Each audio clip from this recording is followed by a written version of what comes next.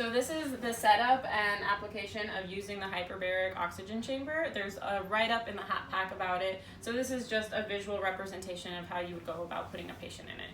You want to make sure that when you start, you set it up before they get here by placing a sheet, a pillow, and a bolster inside this little mattress pad here, making sure that the head of the pillow are towards this window portion. Once you've set this up, you want to ensure that you also create a bag that has their name and grab a new cannula if this is their first time doing it. If not, then you can go through the packages that we have of people who've previously done sessions in it. You'll want to set the cannula up by coming to the inside and attaching it to this little green tube. This is what connects the patient's oxygen flow to the actual machine itself. You can check the oxygen flow by coming into the storage closet here, pressing the on button. It says 8.5, and so this is the correct number. If it needs to be fluctuated, you can bring it down or bring it up. The standard is going to be at 8.5 unless otherwise noted. So checking for the airflow, you can keep it on as the patient comes in and you set them up. Once they get in, you would just want to ensure that they stay comfortable the whole time. You'll tell them and ask them, make sure that they've used the restroom beforehand, have phone, book, anything to keep them entertained while they're in here, because sessions typically run from an hour to an hour and a half.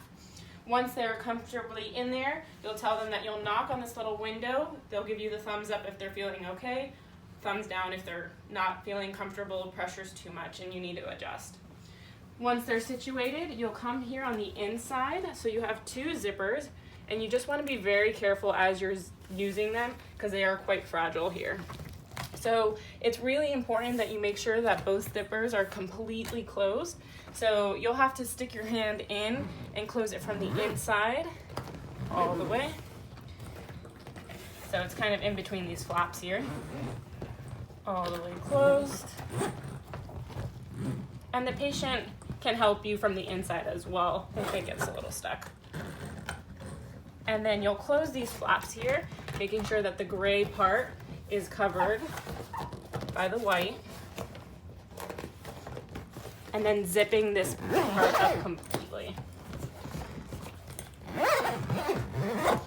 You'll bring this valve here, so these are going to be your two components that are going to help determine the amount of pressure as it starts to fill up. So you just want to make sure that this is closed in the inflation. So turning it all the way down. You would then turn on the oxygen, or if you've already turned it on, you can keep it on. And then you would also turn on the actual compressor itself. So from here, this is going to determine how much pressure is coming inside. I'm going to turn it off so you can hear me.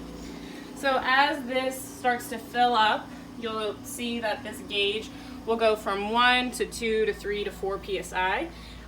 At each point, you want to ensure that the needle is gradually going up, especially if it's their first time. You don't want to have too much pressure moving too quickly.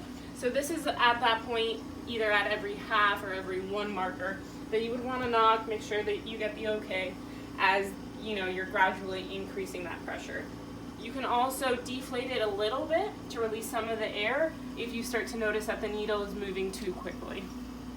Once it's reached 4 psi, you can make sure that this is closed completely. Then it'll self-regulate itself. You'll set a timer at the very beginning of this whole process so it can reach that 1 hour or hour and a half mark. You'll give them the okay that you're going to head out. Most people enjoy having the lights off or something covered over their eyes as they're resting in here. When it's time to get them out, you'll come through here. You'll give them the knock that you're here to get them out. You'll turn off the air compressor first, and then you'll take them again, looking at the needle as it starts to decrease. You'll deflate as you turn to expose oxygen. You don't want to turn too much too quickly. Again, we're trying to depressurize it, but not too quickly that their ears start to pop or that they get uncomfortable. It'll completely deflate. You'll make sure that this valve is turned all the way to the left here, and then you would turn off the oxygen. You'll then either help them get out by opening the top zipper, and then you can also tell them, especially if they've done it before, they can take themselves out of the bottom zipper.